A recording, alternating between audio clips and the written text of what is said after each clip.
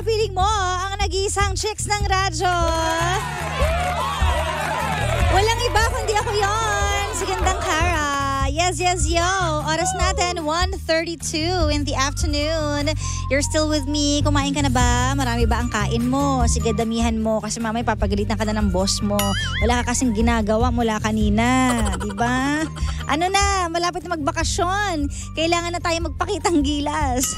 Diba? Dahil mo pa namang absence eh. Sige, push natin yan. Anyways, happy Monday once again. You're still with me, Gandang Cara. Kumusta naman ang buhay-buhay natin dyan? Nawa ay wala nang sakit ang lahat kasi 'di ba? Nauuso naman talaga ngayon December yung may sakit, may sipon, konting lamig lang nako, magkakasakit ka agad kaya ugaliin natin na alagaan ang ating katawan. And speaking of pag-aalaga ng ating katawan, ito naman ang masasabi ko sa inyo, nako kailangan meron tayong food supplement na ini-intake at dapat puro yung sangkap at walang halong kemikal. Ang MX3 capsules po ay low in sodium, fat-free at cholesterol-free. At nagtataglay din po ng alpha, beta at gamma nutrients at meron ding antioxidants at anti-inflammatory properties. Ito rin po ay dumaan sa state-of-the-art ISO certified na planta at masusing pinag-aralan ng mga highly trained pharmacists and microbiologists. Kaya naman umani ito ng iba't ibang awards mula sa iba't ibang parte ng mundo. O diba? At may pagmamalaki na proudly Philippine-made. Para sa mga katanungan, visit their website mxtph.com or tumawag sa hotline 0918-8888-693. At dahil dyan, live na po tayo on Facebook. Kaya naman, ano ang dapat gawin? Siyempre, punta ka na sa Facebook natin, Energy FM 106.7 or DJ Cara at i-share mo na yan. Like, and share. Ayan. Hello po sa lahat ng mga nakatutok na sa atin ngayon ng mga nasa biyahe sa oras na ito. Asahan nyo na habang papalapit na po ang Pasko, wala na po tayong choice kundi ang magtiis. Kaya sana na-practice mo na yan sa jowa mo o kaya sa ex mo, yung pagtitiis. Sana sa traffic din ganon kasi wala naman talaga tayong choice eh. Tiisin na lang natin kung wala naman talaga tayong magagawa. Diba? Ganun talaga eh. Pasasaan ba at makakarating din tayo? Yun nga lang after 4 hours. Ganyan. Tiis pa ha? 4 hours ka bang makakarating? Para ka nagbiyahe no? Alam mo yung feeling na nasa Metro Manila ka lang naman, pero yung pakiramdam na nagbiyahe ka ng Batangas, Zambales, ano na? Diba? O, ganun talaga. Outfit reveal daw ako. Uy, isa to sa mga tinitinda namin. Bili na kayo. Nagbenta pa nga. Anyways, ayun lang. Sana happy ka ngayong araw na ito. And sabi ko nga kanina, 'di ba? Marami talagang mga mag-uuwian ng mga OFW. Marami din magbabakasyon, pupuntahan yung pamilya nila na nasa abroad. Lalo na kung halimbawa ikaw na lang yung naiwan dito sa Manila. Syempre, alangan namang sila pa umuwi, 'di ba? Syempre ikaw na yung magbubuk papunta sa kanila. Baka naman sa mga time na yun, itamarin ka pa. Diba? Yun na lang yung time na ibibigay mo sa family mo at napaka-importante po ng family at ng time for the family. Lalo na kung talagang nasanay kayo na magkakalayo, diba? Yun na nga lang yung bawi mo kaya ibigay mo na, huwag ka nang manghinayang pa. Nga pala, gusto ko rin magpasalamat sa lahat ng mga suporta sa Kamanava kasi nag-ano kami dyan nung Saturday, nung isang araw lang, o diba? Wow! Bongga talaga ang pagtanggap, mainit pagtanggap ng mga tao. Yung iba sumisigaw pa talaga ng energy, di ba? Ang saya! Maraming salamat! Sulit na sulit yung pagtayo namin ng ilang oras doon ha, in fairness, di ba? Wow! At saka yung tirik ng araw. Sulit na sulit lahat yon kasi sa pagmamahal niyo pong lahat. Sana patuloy pa rin po kayong sumuporta at huwag kayong magsawa. So andyan na po yung mga pictures namin. Kalkalin nyo na lang sa fan page namin sa Energy. Na-post ko na rin naman yan bilang pasasalamat sa inyo. Thank you so much. Sumali lang po kami sa parade ng MMFF pero wala po kaming movie eh. Kasi akala na lang iba. Yung mga nag-PM sa akin, congrats sa movie. Ha? Ano pong movie yon? Wala. Sponsor lang po ang Energy FM and hopefully taon-taon sana next year din. So ayan, maraming salamat once again.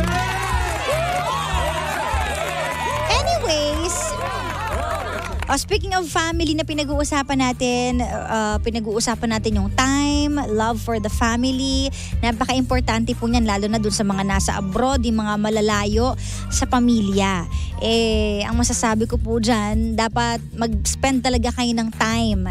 Kasi yung time na yan, hindi na yan maibabalik. Yung pera pwede pang kitain, pero yung time, mahirap pong ibalik yan. Kaya naman kung halimbawa wala din pera, wala din time, parehong wala, ganyan. Malayo pa lang, mag-prepare na kayo. Malay nyo, di ba? You'll never know yung kakayahan nyo na kapag ipon na pala kayo ng pamasahe papunta sa kanila. So, unahin nyo yan. Always priority ang family. Sana daw makagawa kami ng movie. Ay taray, anong klaseng movie po ba ang trip nyong ipagawa sa amin? Diba? Si Kuya Chico, nung Sabado, ano na siya ng mga title Nag-iisip-isip na siya ng mga title for the movie diba? Taray naman talaga. Anyways, pag-usapan natin ng family at eto rin makaka-relate kayo sa story natin for today. Of course, dito lang yan sa Sincerely, Kara.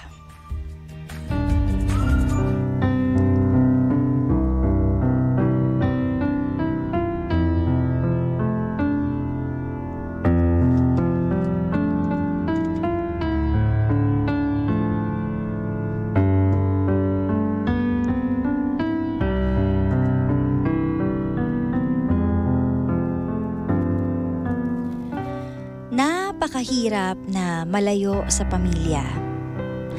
Lalo na sa mga anak. Yung tipong may mga events sila sa school, wala ka.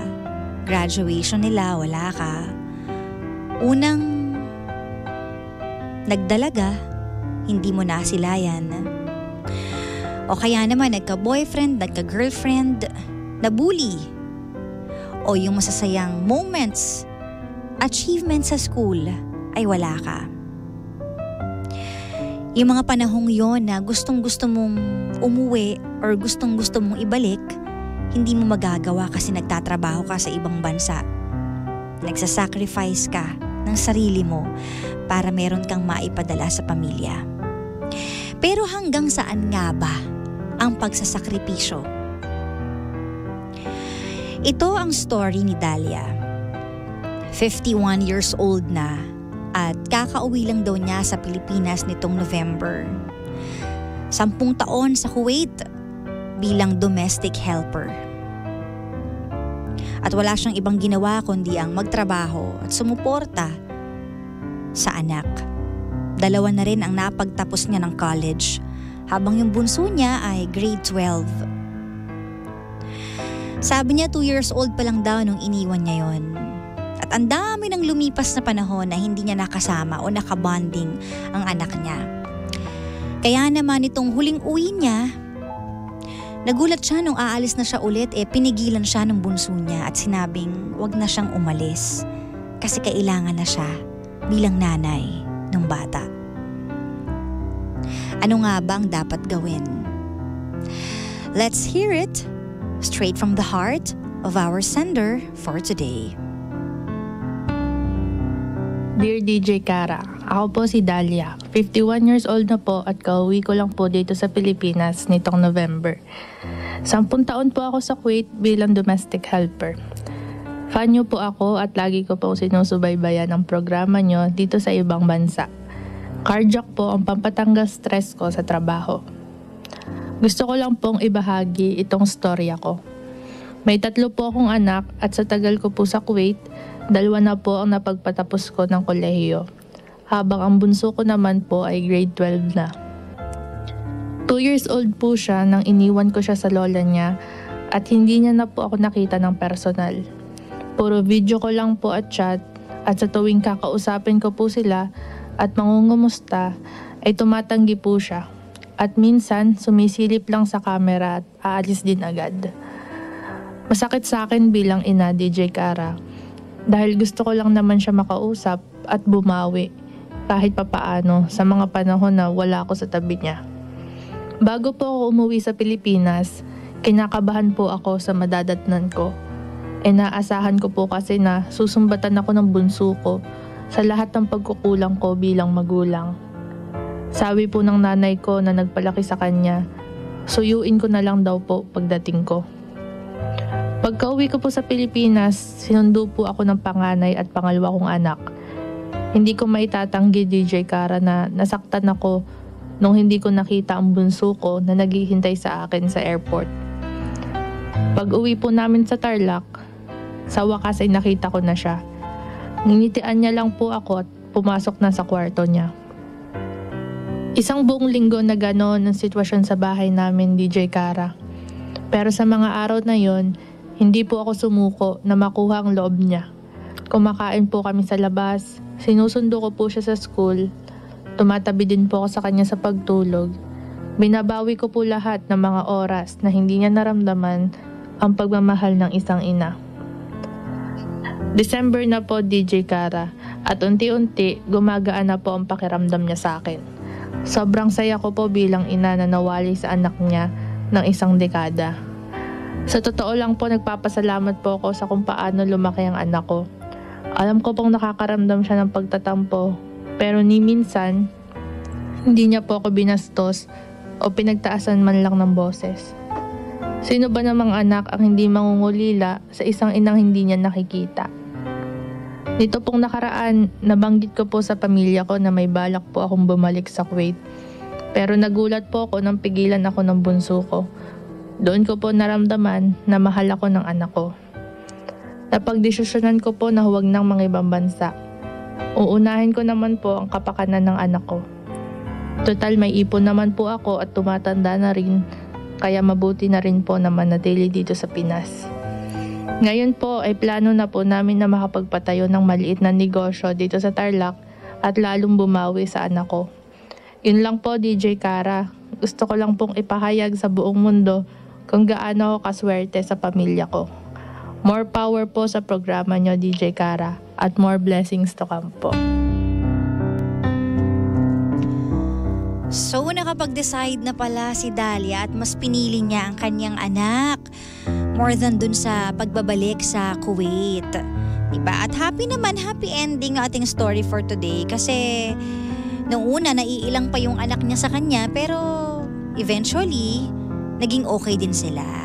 For sure may mga makaka-relate dito na mga OFW dyan o kaya naman mga anak ng OFW. Share your thoughts, your experiences, or your comments sa story ni Dalia. Ano nga ba ang masasabi mo sa storya niya? You can comment down sa ating Facebook fan page. Hanapin mo lang Energy FM 106.7. Sabi dito, sacrifice para sa family ay hindi mababayaran pero kailangan na makinig sa mga anak. Kung kakayanin na hindi na bumalik at manatili sa tabi ng mga bata, gawin na. Kasi hindi na po maibabalik ang oras na nawala sa kanila. God bless. Sabi ni Ate Arlene. Sabi pa dito, sobrang relate po ako. Totoo, mahirap pong malayo lalo na sa first time mag-abroad kagaya ko. Tinitiis yung hirap mag-alaga ng batang hindi mo naman anak. Tinitiis yung pag-iyak sa gabi. Sasabihin na lang namin na okay kami kahit hindi. Lahat ng sakripisyo ginagawa para sa mga anak. Lalo na hindi pa rin alam ng mga anak ko na nandito ako. Ang alam lang nila nasa Manila ako. Uy, grabe naman to na nagtatrabaho. From Tarlac po ako ngayon, nandito na sa Hong Kong. Sabi ni Kaoy Hana yan. Hello sa'yo and mag-ingat ka dyan. I feel your pain. Mahirap naman talaga yung hindi mo sasabihin ng totoo para hindi na sila mag-worry sa'yo. Ikaw na lang yung magnanamnam nung sakit kesa ipasa pa sa kanila. Sobrang relate kami dyan about family. Totoo talaga, mahirap nasa abroad ang magulang natin para sa ikakabuti ng buhay sa anak nila. But thankful ako sa kanila. Saludo po ako sa mga OFW. Sabi naman to ni Tin Rivera. Sabi pa dito, yan talaga ang pinakamasakit na parte ng pagiging OFW. Happy for you, letter sender. Good decision na inuna mo na makakapiling sila. Sabi naman ni Ate Jonah. Wow, congrats po at napatapos mo ang 2 anak mo. Sabi dito, tama na po na pinagbigyan mo ang bunso mo dahil kailangan kanya. Sabi ni Ate Marites. Ang dami nag-good job sa'yo, Dalia. Nice decision daw. Good decision. Relate po ako sa anak ng OFW. Sobrang hirap po pag malayo sa nanay. Sabi ni Isabel. Sabi pa dito, ako po 25 years na sa Singapore. Talaga pong napakahirap ng malayo sa mga anak. Sa ngayon po, sama-sama na kami ng mga anak ko. Sabi naman to ni Alicia. Sabi pa dito, so happy for you ate kasi mabuti na rin ang pagpapalaki sa mga anak mo kahit wala ka sa tabi nila.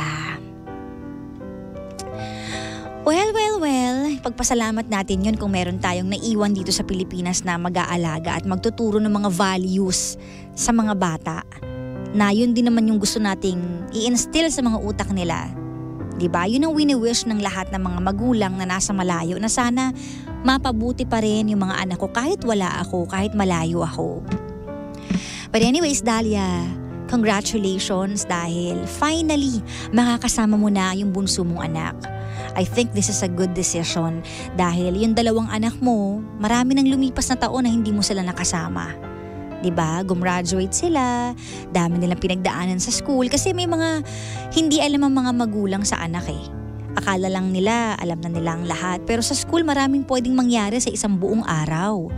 Pwedeng may nang-away sa kanila, pwedeng nabully, pwedeng may pinagdadaanan silang hindi sinasabi kahit kanino. At kapag wala ang magulang, syempre walang chance para makapagsumbong ang anak. Yun nga lang na nandun yung magulang sa bahay. May mga batang hindi talaga sinasabi yung lahat eh. What more pag nasa malayo pa? Mas mahirap ikwento, di ba? Kaya at least bumawi ka na ngayon, Dalia. And sabi mo naman, enough na rin yun na nagtrabaho ka, tumatanda ka na rin. Marami ka na rin na-miss na chances, na-miss na time na dapat na ibigay mo. Sabi mo, since 2 years old pa lang yung bata, wala. Ang pinakamahalaga naman yung present. Kahit marami ka naging pagkukulang in the past, ang mahalaga, bumawi ka na ngayon. Lagi tayo dun sa present, huwag tayo mabuhay sa nakaraan. Diba? Ipagpasalamat mo na kahit paano, hindi lumaking salbahe yung anak mo. Kasi may mga iba, diba, na manunumbat, kasi wala ka eh. Bakit ako sa'yo magpapaalam? Or, diba, nanay minsan or tatay ang nag-a-adjust sa mga anak. Dahil hindi sila close. At bakit hindi sila close? Kasi hindi nila nakasama. Hindi nila nagabayan ng tama. So ang ending, yung anak ang nasusunod. Hindi yung magulang. At yung magulang mangingimi, matatakot. O sige na kung ano na lang desisyon mo. Lahat anak ang nasusunod. So parang nagpalit na sila ng role, di ba? Magulang na ang sumusunod sa anak. Which is hindi dapat. Kasi kaya nga kayo naging parents, you're supposed to guide your kids, your children. Kayo dapat ang sinusunod at nagtuturo ng values sa mga anak. Hindi anak ang magtuturo sa inyo. But anyways, napabuti naman ang anak mo kahit ganun. Ipagpasalamat mo yan, lalo na dun sa nag-alaga sa anak mo. Pero ngayon, na andyan ka na, it's time para bumawi ka naman sa anak mo. At napakagandang sign nun, na kahit noong umpisa medyo hindi close, which is understandable. Kasi ganun talaga eh. May mga bagay na hindi mo agad mapipilit, agad-agad. Siyempre, nangingimi siya sa'yo kasi matagal kayo hindi nagkita. But eventually, it's a good thing din na na-develop na ulit yung pagiging mother and daughter relationship ninyong dalawa. So ngayon, tama yan na mag-start ka ng kahit maliit na business. As long as may napagtapos ka na, may naipon ka na kahit kaunti, naging contented ka na sa kung anong meron ka sa ngayon. At naging contented ka na sa pwede mong maibigay na pagmamahal at oras sa anak mo. For sure, tuwang-tuwa ang anak mo dahil nakakapiling ka na niya sa pagdadalaga niya. Sa kung sino mong manliligaw sa kanya. O kung sino mang mambubuli sa kanya, wag naman sana, pero meron na siyang susumbungan. Yun ang mahirap sa mga anak na naiiwan walang sinusumbungan. Kaya kung minsan, inaaway-away na lang sila kasi walang magulang. O kaya naman hindi nila alam kung ano ang tama at mali kasi walang parents na nag-guide sa kanila. So good thing na andyan ka na para sa anak mo. And sa lahat ng mga OFWs, saludo po kami sa inyo. Alam nyo, sila yung tinatawag natin ngayon na modern day heroes. Hero talaga sila. Kasi akala natin pag nasa abroad, diba? Social sa abroad. O diba? Social may dollar, social may ganito. Hindi po yun totoo. Dahil kumita man sila, binibigay din naman nila yun. May matira man sa kanila, tinitipid nila yun. Bukod sa nagtitipid sila, tinitiis din nila yung sakit. Tinitiis nila yung weather, tinitiis nila yung pakikisama sa ibang taong hindi nila kilala, tinitiis nilang mag-alaga ng mga batang sana anak nila yon pero hindi naman. Tinitiis nila yung homesick, tinitiis nila sa gabi yung pag-iyak. Tinitiis nila yung nakikita lang kayo sa screen. Tinitiis nila yung hindi na lang ako bibili ng ticket kasi mahal, ipapadala ko na lang. Marami silang bagay na tinitiis. Kaya pahalagahan natin sila. Huwag tayong basta-basta nagde-demand, huwag tayong basta-basta nagagalit. Kapag hindi nakapagpadala on time, intindihin natin. Tayo na yung gumawa ng paraan. Nag-a-adjust sila, so mag-adjust din tayo para sa kanila. At more than anything, i-appreciate natin sa kanila. 'Di ba? I-appreciate natin yung mga ginagawa nila. Say thank you. Say sorry. Mag-effort din tayo sa kanila kasi importante yun sa kanila. Yun na lang yung kapalit na pwede nating ibigay sa kanila. And again, Dalia, congratulations kasi finally, dito ka na maninirahan kasama ng pamilya mo. The most important thing in the world is family and love.